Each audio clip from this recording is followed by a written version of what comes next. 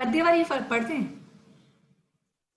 नहीं, पद्य वाली समझ में नहीं आएगी ना, गद्य वाली पढ़ो। आपको जैन पर्व कथा संग्रह में भेजी है सुगंध दशमी कथा। जी हाँ, आपने भेजी, लेकिन उसके अंदर केवल 3 ही पेजेस हैं, आगे के हाँ वो, पेजेस नहीं हैं। हाँ वही पढ़ दो सिर्फ। क्यों, बाकी मतलब कथा पूरी है ना वो। नहीं नहीं नहीं है, उसमें केवल ये है, उसमें केवल आगे का इंडेक्स आया है, बाकी के नहीं आए पेजेस। अच्छा तो ठीक है, पद्य पढ़िए। पद्य थोड़ा सा डिफिकल्ट रहेगा, सबको ध्यान से सुनना पड़ेगा। सुगंध दशमी व्रत कथा। वर्धमान बंधो जिन राय, गुरु गौतम वंदो सुखदाय। सुगंध दशमी व्रत कथा, वर्धमान सुप्रकाशी यथा। मगध देश राजगृह नाम, श्रेणिक राज करे अभिराम। नाम चेलना ग्रह पटरानी, चंद्र रोहिणी रूप समानी।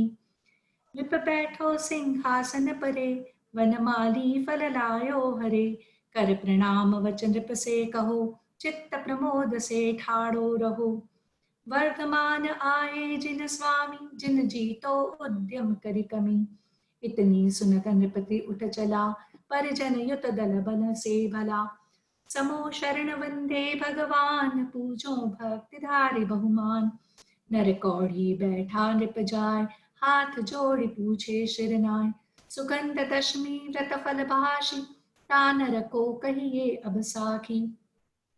गणधर कहे सुनो मगधेश, जम्बू द्वीप विजयार्थ प्रदेश। अब कथा शुरू हुई है।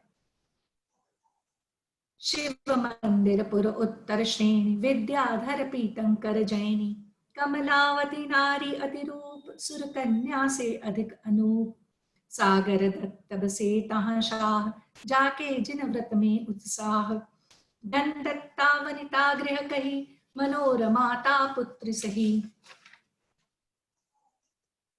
सुगुप्ताचार्य गृह आइयो, देख मुनिंद्र सुख पाइयो। कन्या मुनि की नंदा करी, कुछ मन में नहीं शंका धरी। जब सुगुप्ताचार्य मुनि आए आहार के लिए, तब उनकी कन्या ने उनकी निंदा करी। नग्न जात दुर्गंध शरीर, मुनिराज के शरीर से दुर्गंध आ रही थी। प्रकट पने दे ही नहीं चीर, मुख तांबुल हति मुनि अंग। नाख्यो सुख को कीनो भंग। भोजन अंतराय जब भयो, मुनि उड़ जाय ध्यान बन दियो। समता भाव धरे उर्माही, किंचित खेद चित्त में नाही। बीती अवधि सब कछु गयो, मनोरमा को कार सुभयो। भई गंधि पुनि कुकरी ग्राम, अपर ग्राम भई सुकरी नाम। मगध सुदेश तिलकपुर जान, विजय सेन तहाँ के नृपमान। चित्र रेखा तारानी कही, ता पुत्री दुर्गंधा बही। उनकी पुत्री दुर्गंधा पैदा हुई। एक समय गुरु वंदन गयो, पूजा करी विनिता को ठयो। मो पुत्री दुर्गंध शरीर, कहो भवांतर गुण गंभीर। राजा वचन मुनीश्वर सुने, सुनि वृत्तांत राय से भने। सब वृत्तांत हाल जो जाय, सुनि राजा से कहो बखान। सुनि दुर्गंधा जोड़े हाथ, मोह पर कृपा करो मुनिनाथ। ऐसा व्रत उपदेशो मोहि, या सो तनु निरोगो अब होई। मुनिराज को बोलते हैं कि ऐसा उपदेश दीजिए जिससे मेरी काया जो है वो निरोगी हो जाए, क्योंकि उसकी गंध आती थी, बहुत दुर्गंध आती थी। दयावंत बोले मुनिराय, सुनि पुत्री व्रत चित्त लगाए। समता भाव चित्त में धरो, तुम सुगंध दशमी व्रत करो। यह व्रत कीजे मन वचकाय, या से रोग शोक सब जाय। दुर्गंधा विनवे मुनि पाए, कहिए सविद महा मुनिराय। वचन सुन मुनि जबे, तब बोले पुत्री सब अभय। भादो शुक्ल पक्ष जब होए, दशमी दिन आराधो सोए।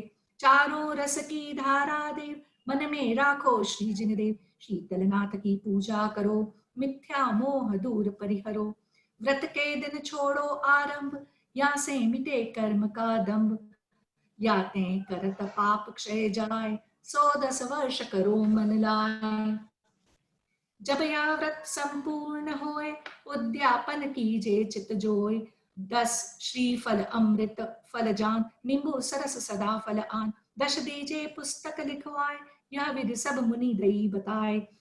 विधि मुनि दुर्गंधा व्रत लियो, सब दुर्गंध तत्क्षण गयो। व्रत कर आयु जो पूरन करी, 10वें स्वर्ग भई अप्सरी। जिन चैत्यालय वंदन करे, सम्यक भाव सदा उर धरे। अब आगे बताते हैं। भरत क्षेत्र महा मगध सुदेश, भूति तिलकपुर बने अशेष।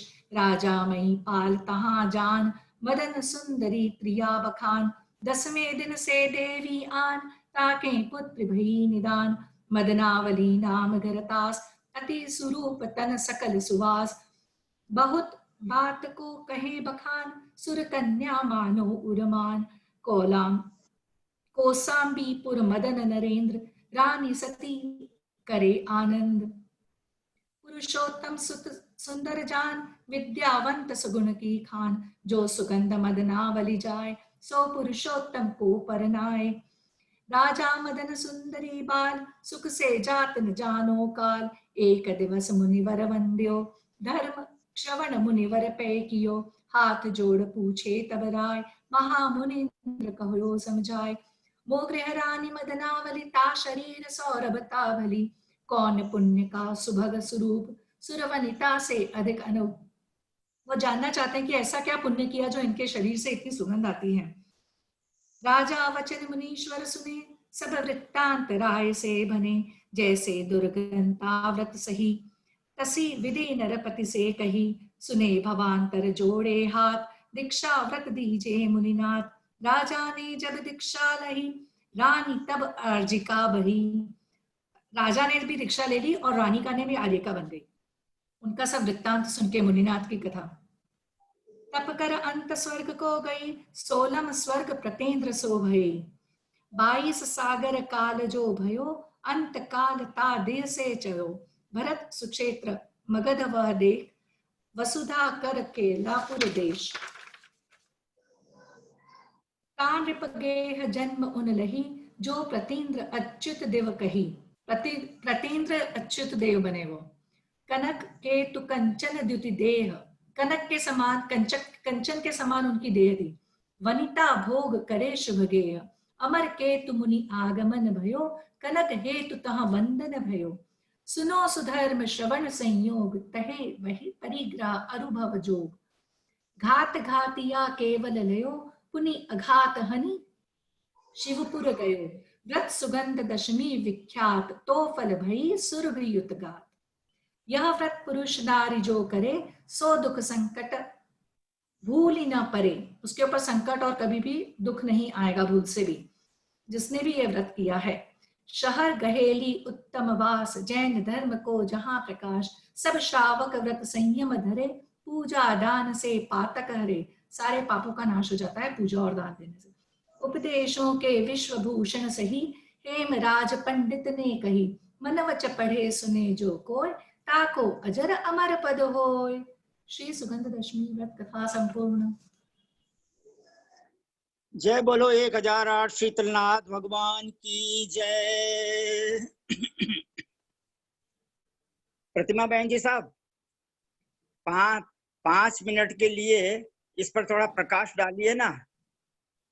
व्रत पालन करने से क्या फल मिला, प्लीज 5 मिनट के लिए। ओके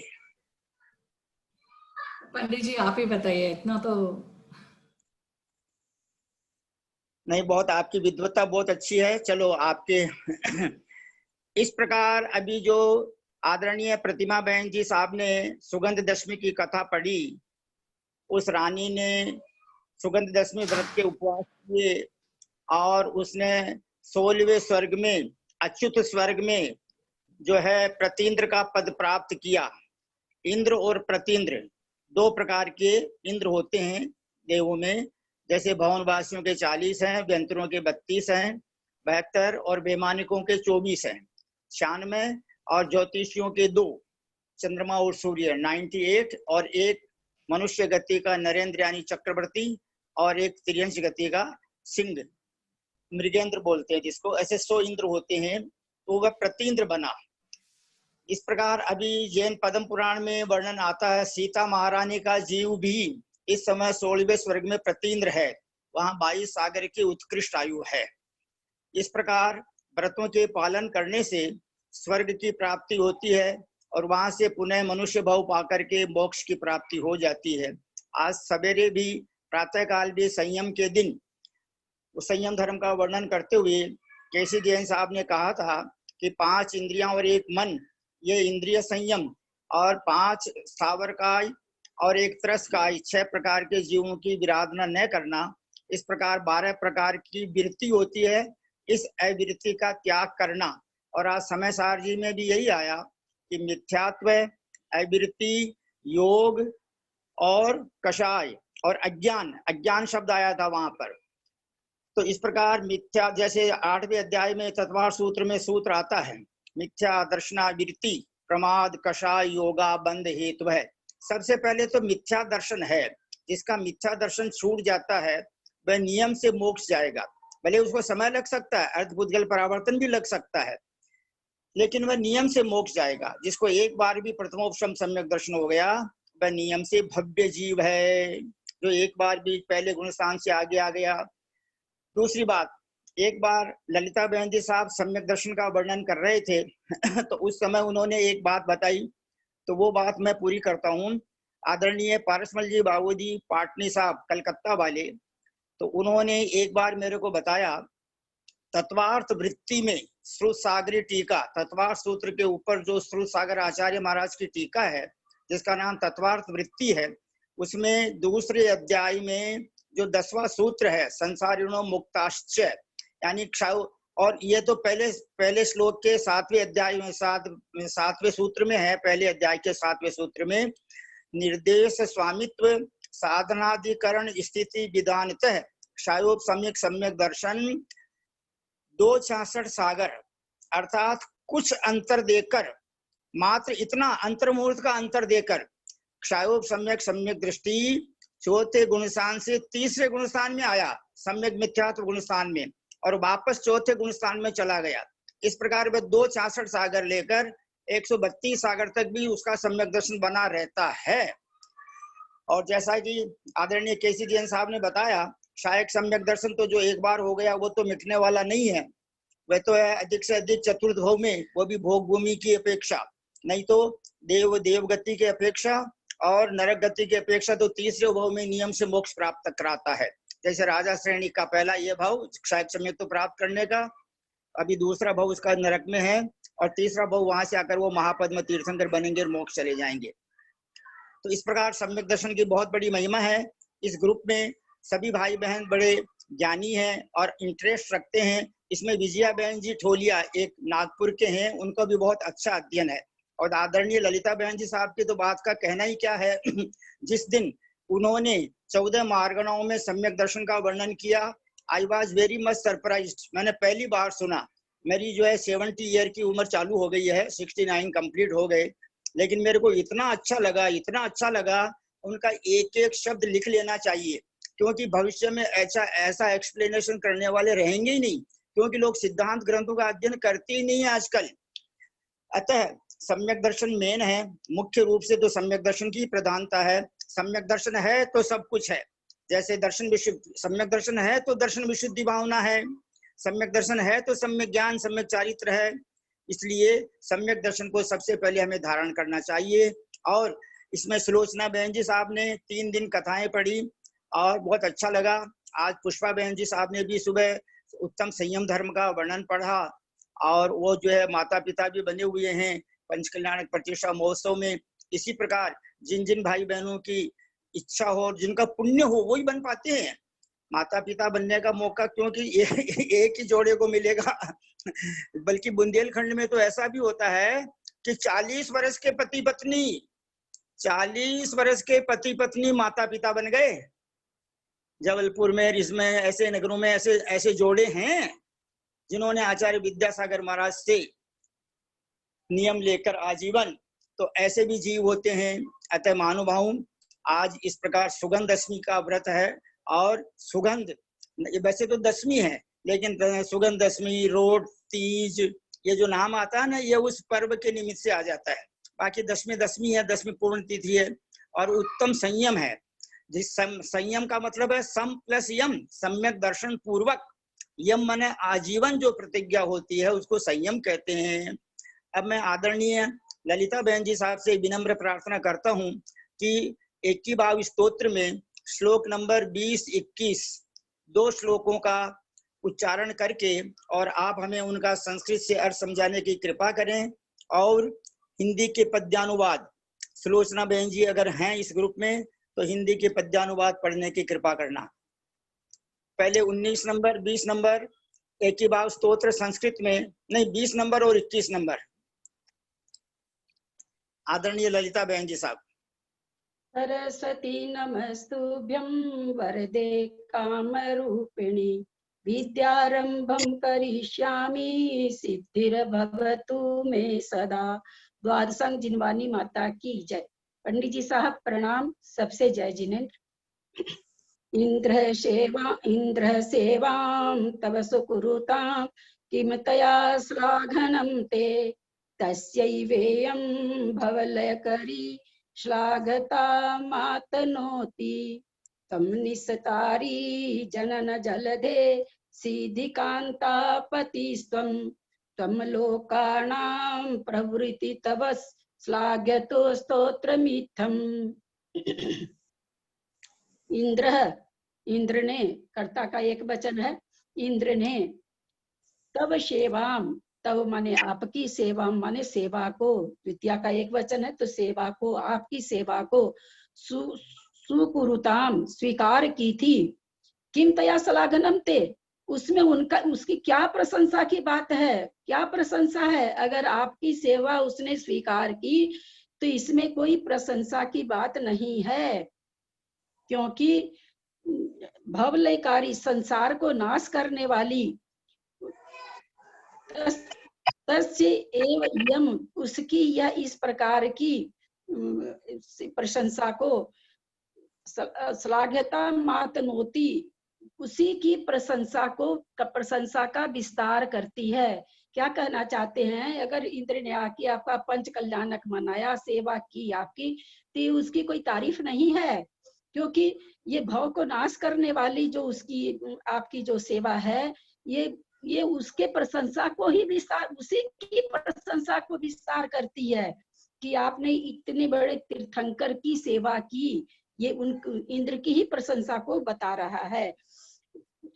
त्वं निस्तारी जनन जलधे सिद्धिकांतापतिस्त्वं, तुमने लोग, तीनों लोक के स्वामी को, संसार समुद्र से तारने वाले हो, ऐसे सिद्धिकांता मुक्ति रूपी स्त्री के स्वामी हो। इस प्रकार यह तुम्हारा स्तोत्र प्रशंसनीय है, क्योंकि इंद्र ने स्तुति की है, तो उस स्तुति के लिए कह रहे हैं कि आपने जो कहा कि आप सिद्धिकांता मतलब शिव रूपी पत्नी, शिव रूपी स्त्री के पति हो, और आप संसार समुद्र से पार करने वाले हो। ये जो प्रशंसा है, ये स्तोत्र इस तरह से जो उन्होंने किया है इंद्र ने, ये प्रशंसनीय है। इसके ऊपर है ना, जब ये श्लोक आया था तो केसी भाई साहब ने कहा था कि इसको थोड़ा खुलासा करिए, पकड़ में नहीं आया ये क्या कहना चाह रहे हैं। मैंने उसमें लिखा था कि जैसे कोई गांव से सर्विस करने जाता है, मान लीजिए राष्ट्रपति भवन में वो कुछ भी कर रहा है, जब वो गांव आता है तो लोग उसको एक दूसरी ही नजर से देखते हैं, यद्यपि वो अमीर नहीं हो गया है। अरे ये तो राष्ट्रपति के यहाँ काम करते हैं भाई, ये तो राष्ट्रपति को रोज मिलते हैं, हम उसका आदर सम्मान करते हैं। राष्ट्रपति के यहाँ नौकर रहने के कारण होने से भी उनके बहुमान से उस व्यक्ति का बहुमान हो जाता है। यहाँ तो 3 लोक के स्वामी का जब इंद्र सेवा करता है तो 3 लोक के स्वामी के कारण इंद्र की प्रशंसा हो जाती है। उसमें भगवान की प्रशंसा नहीं कि भगवान को 3 इंद्र के द्वारा भगवान पूजित हैं इसलिए भगवान का नाम हो रहा है, भगवान के कारण इंद्र प्रशंसनीय हो रहा है कि इंद्र ऐसा करता है। इस तरह से इस श्लोक में बड़े अपने लोग ऐसे कहते भी हैं कि बड़े लोग के संग रहने से जो संग रहता है उसकी भी पूज्यता आ जाती है, उसमें भी पूज्यता आ जाती है। तो ये मुझे बहुत ही अच्छा लगा था ये विश्वास कि देखो कितना मतलब आचार्य बिल्कुल संसार की चीजों को लेकर के, जो कि हम लोग को तुरंत समझ में आ सकती है, हम लोग के दैनिक जीवन में ऐसी घटना घटती है, वैसा स्तोत्र, वैसा उदाहरण देते हैं आचार्य। जितने भी ये श्लोक देते हैं, चाहे भक्तामर का देख लीजिए, कल्याण मंदिर देख लीजिए, सब में जितने भी उदाहरण दिए हुए हैं, ऐसा कोई उदाहरण हम लोग को नहीं लगता कि ये उदाहरण तो ठीक नहीं बैठ रहा। सारे उदाहरण हम लोग के जाने हुए रहते हैं। कितनी दूरदृष्टि महाराजों की होती थी, मुनि महाराजों की, समझ में नहीं आता, जबकि ये लोग तो जंगल में निवास करने वाले होते थे, गृहस्थी बसाने वाले नहीं होते थे, फिर भी इनके उदाहरण इतने हम लोग के बीच के होते हैं, इनके ज्ञान का क्षय उपशम नहीं कर सकते। अब इसमें भावार्थ पढ़ रहे हैं। वादिराज मुनिराज कहते हैं, भगवान इंद्र ने आपकी सेवा की, इंद्र आपकी सेवा करता है, इसमें आपकी महिमा नहीं है, अपितु सेवा करने वाले इंद्र के ही संसार का नाश होता है, इंद्र ही प्रशंसा का पात्र बनता है। आप संसार समुद्र से पार करने वाले हो, आप सिद्धि रूपी मुक्ति के, सिद्धि रूपी स्त्री के स्वामी हो, भगवान आप ही तीनों लोक के जीवों का अनुग्रह करने वाले हो। इस प्रकार भगवान की स्तुति करना ही आपकी वास्तविक प्रशंसा है। कोई किसी की सेवा करे या गुणगान करे, उससे स्तुत्य व गुणी का कोई उपकार नहीं होता। भगवान के हम कितने भी स्तोत्र बनाते गाते, भगवान को तो कुछ लेना देना ही नहीं है, लेकिन स्तोत्र बनाने वालों का देखिए, एक ही वादिराज मुनि का, मानतुंग आचार्य का कल्याण मंदिर स्तोत्र के कौन है, याद नहीं आ रहा अभी, कुमुद चंद्राचार्य का देखिए कितना उनका बहुमान हो रहा है। भगवान का क्या बहुमान हुआ, भगवान तो अपनी जगह जैसे हैं वैसे, उनके इतना गाने बजाने से भगवान को तो कुछ भी नहीं हुआ, लेकिन उनकी स्तुति करने से इन लोग का देखिए कितना बहुमान हो गया। तो कोई किसी की सेवा करे या गुणगान करे, उससे स्तुत्य व गुणी का कोई उपकार नहीं होता, और न वह स्तोता के गुणगान से महान होता है। ऐसा नहीं है कि तीर्थंकर का बारे में लोग गा दिए, ऐसे होता है, उससे तीर्थंकर महान हो गए, ऐसा कुछ नहीं। वो तो महान है, महान रहेंगे, कोई गाए कोई दर्शन करे नहीं करे, वो तो वैसे के वैसे रहेंगे। वास्तव में जो स्वयं गुणशाली है, स्वयं संसार समुद्र से पार हो चुका है, सिद्ध पद को प्राप्त कर लिया है, संसार में आने वाले को समुद्र, संसार समुद्र से तारने वाले हैं, यही इनकी वास्तविक स्तुति है।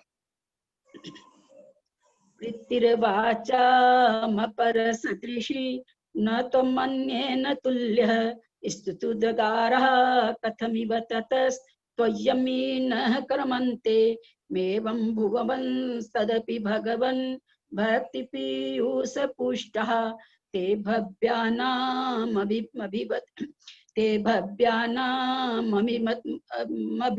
फला पारिजाता भवन्ति।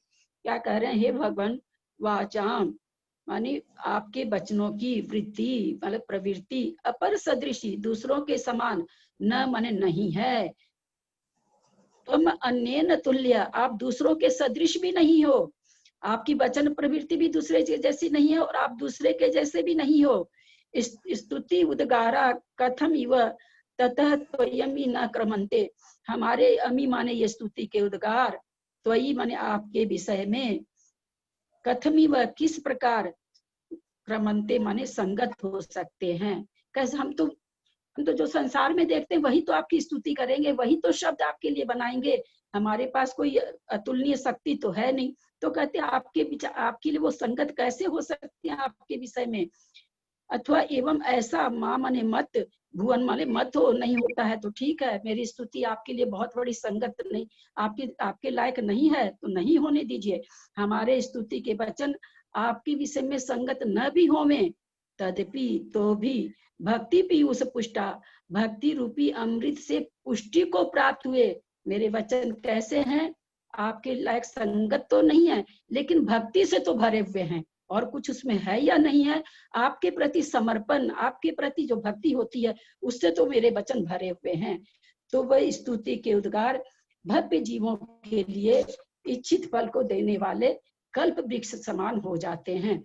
तो आचार्य यहाँ कह रहे हैं कि सब कुछ आपके जैसे, आपके महिमा का वर्णन करने में हमारे पास कुछ भी नहीं है, फिर भी मैं भक्ति पूर्वक जो वचन कहता हूँ वो हम लोगों के लिए, भक्तों के लिए कल्प वृक्ष के समान फल देने वाले हो जाते हैं। वादिराज मुनिराज कहते हैं कि भगवान, जब आपके वचन अनुपम हैं, दूसरे के समान नहीं हैं, और आप भी स्वयं दूसरों के समान नहीं हैं, आपकी उपमा देने के लिए कोई दूसरे पदार्थ नहीं हैं, इसलिए आप अनुपम हैं। आपकी किससे उपमा दे हम? कोई दूसरी वस्तु ऐसी है ही नहीं जिसके द्वारा हम उपमा दे के बता सके कि भगवान ऐसे होते हैं। भगवान, जब आप अनुपम हैं, तब आपके गुणों की स्तुति करने का सामर्थ्य हमारे वचनों में कैसे आ सकता है? मैं आपकी स्तुति कैसे कर सकता हूँ? अब संसारी प्राणी तो किसी भी चीज की उपमा दे के ही किसी चीज को बताता है, पर मेरे पास तो कोई उपमा ही नहीं है, क्योंकि आप एक हो, आप दो नहीं, एक ही हो, इसलिए आपकी हम उपमा किसी चीज से दे ही नहीं सकते। फिर भी भगवान, जो मैंने आपकी स्तुति की है, वो स्तुति के उद्गार भक्ति रूपी पीयूष से, अमृत से पुष्ट है। अतः ये भक्ति के वचन भव्य जीवों को कल्प वृक्ष के समान इच्छित फल देने वाले हैं। अर्थात छद्मस्त के वचन में पूर्ण रूप से आपके गुणों का कथन करना शक्य नहीं है, फिर भी ये स्तुति के उद्गार इच्छित फल को देने वाले हैं।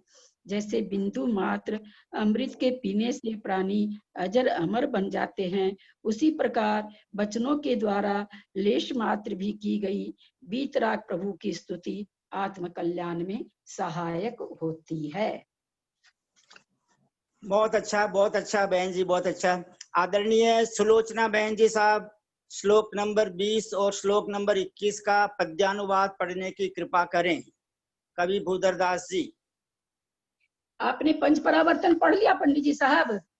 हाँ नहीं, अभी वो उसको 10 लक्षण के बाद शुरू करेंगे, 10 लक्षण के बाद। मैंने तो आज पढ़ा। और उसमें भाव परावर्तन और जोड़ना। पंडित जी सूचना दी नहीं है। आदरणीय सोनू जैन जी सीए साहब से निवेदन है कि दोनों का चिंतन मनन पढ़ें। 20 नंबर 21 नंबर का चिंतन मनन पढ़ने की कृपा करें।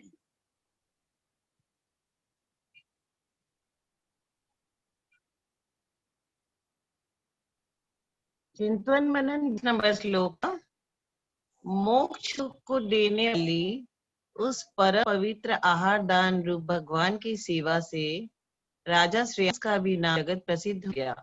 इसी तरह श्लोक में आचार्य महाराज यह कहना चाह रहे हैं कि इंद्र आप सेवा तथा स्तुति करता है तो उसमें आपकी क्या प्रशंसा है, बल्कि संसार को ना करने वाली वह सेवा, वह स्तुति उस इंद्र की ही प्रशंसा को विस्तृत करती है, अर्थात बढ़ाती है। आगे कहते हैं कि भगवान, आप तो 3 के स्वामी हैं। आप संसार प्राणियों को भव समुद्र से तारने वाले हैं, और आप मुक्ति रूपी स्त्री समान हैं, और आप मुक्ति रूपी के स्वामी हैं। इसलिए हे भगवान, आपका स्रोत पर आपकी सेवा ही जगत में प्रसा को प्राप्त कराती है। इस प्रकार यहाँ आचार्य महाराज ने भगवान की स्तुति की विशेष महिमा बताई है, और यदि आज के दिन विशेषता का चिंतन करें तो कह सकते हैं कि आचार्य महाराज ने यह दर्शाया है कि भगवान की आहार दान देकर सेवा करने जैसे उस आहार दान की तथा दान दाता दोनों की प्रसिद्धि हुई है, उसी प्रकार आपकी स्तुति रूप स्त्रोत पढ़कर आपकी सेवा कैसे वह सेवक, वह स्त्रोत तथा वह सेवक, वह स्त्रोत पाठक अवश्य प्रसिद्धि को प्राप्त करता है। अब श्लोक नंबर 21 चिंतन। इस श्लोक में आचार्य महाराज कह रहे हैं कि हे भगवान, आप अन्य देवताओं की तरह से उनके जैसे नहीं हैं, आप वीतराग हैं। आप स्तुति से प्रसन्न होते हैं और न ही निंदा से अप्रसन्न होते हो। इसलिए भूधरदास ने अपने पद्यानुवाद में कहा कि हे भगवान, हम जानते हैं कि हमारी स्तुति आपके पास नहीं पहुंच सकती, फिर भी हे जिनवर, आपकी भक्ति रूपी अमृत से पुष्ट भव्य जीवों के आपके प्रति जो उद्गार प्रकट किए जाते हैं, उनसे स्वतः उन भव्य जीवों को कल्प वृक्ष की तरह मनोवांछित फल की प्राप्ति हो जाती है। इति शुभम।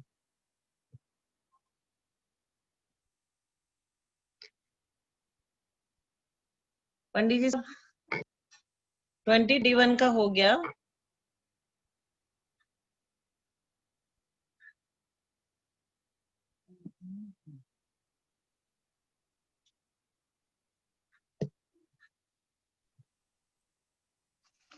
आदरणीय प्रतिमा बहन जी साहब से निवेदन है कि आज भी एक आध्यात्मिक भजन सुनाने की कृपा करें। प्रतिमा जी गंगवाल।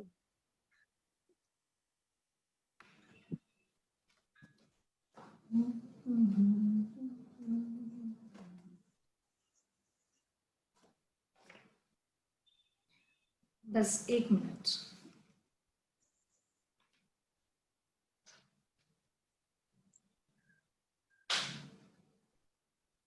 आज एक भजन ले लेते हैं अपन कषायों पे।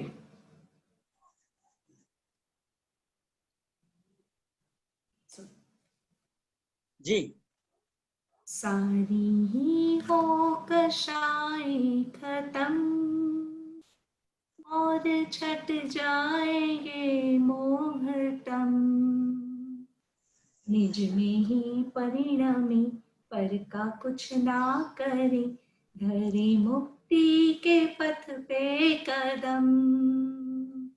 सारी ही हो कषाय खत्म, जग के सुख की न हो कामना, भाए हम बारहों भावना। नहीं शुभ भाव हो न अशुभ भाव हो, शुद्ध भावों की हो साधना। रत्न त्रयी रूपी हो बस धर्म, अब न होवे ये पुरुषार्थ कम। निज में ही परिणमी पर का कुछ ना करे, निज में ही परिणमी पर का कुछ ना करे, धरे मुक्ति के पथ पे कदम। सारी ही हो कषाय खत्म, संवरों में सदा वास हो, निर्जरा जिसमें कुछ खास हो। कर्म घाती झरे ज्ञान केवल वरे, कर्म घाती झरे ज्ञान केवल वरे, शेष का फिर स्वतः नाश हो। फिर नहीं हो जगत में जन्म, सिद्ध पद हम भी पाए परम।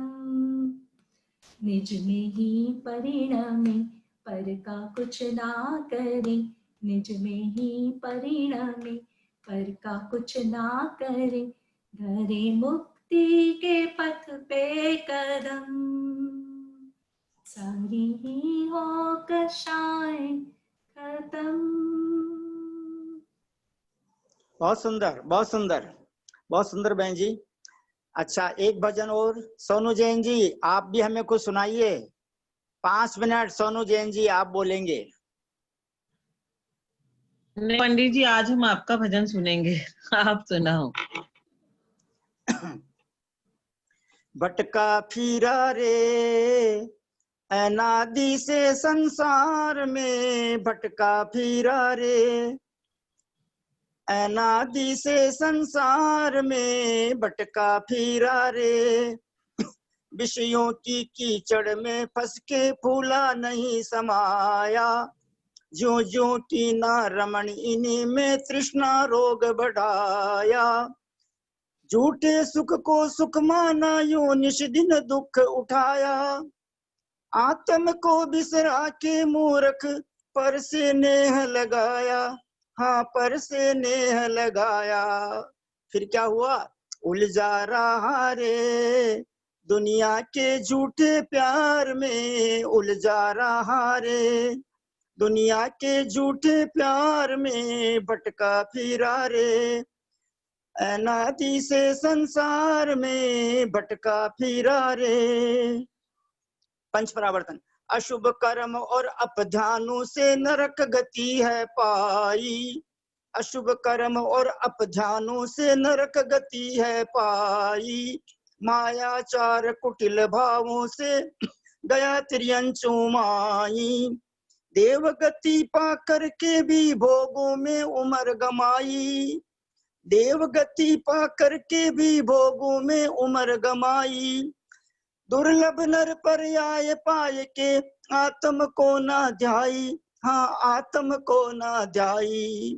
अटका रहा रे नी गोदादी मजार में। अटका रहा रे नी गोदादी मजार में। भटका फिरा रे अनादि से संसार में। भटका फिरा रे।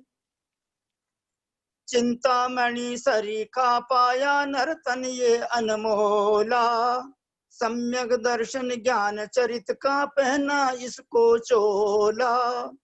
देव शास्त्र गुरु शरणा लेकर अंतर पट नहीं खोला। अंत समय पछताएगा प्रभु उठ जाएगा डोला। हाँ उठ जाएगा डोला। जीरा लगा रे आत्म के सुधार में। जीरा लगा रे आत्म के सुधार में। भटका फिरा रे अनादि से संसार में। भटका फिरा रे। महावीर भगवान की जय। गुरु आचार्य विद्यासागर महाराज की जय। देख रहे हैं ना, चला रखी तो भानु नाम के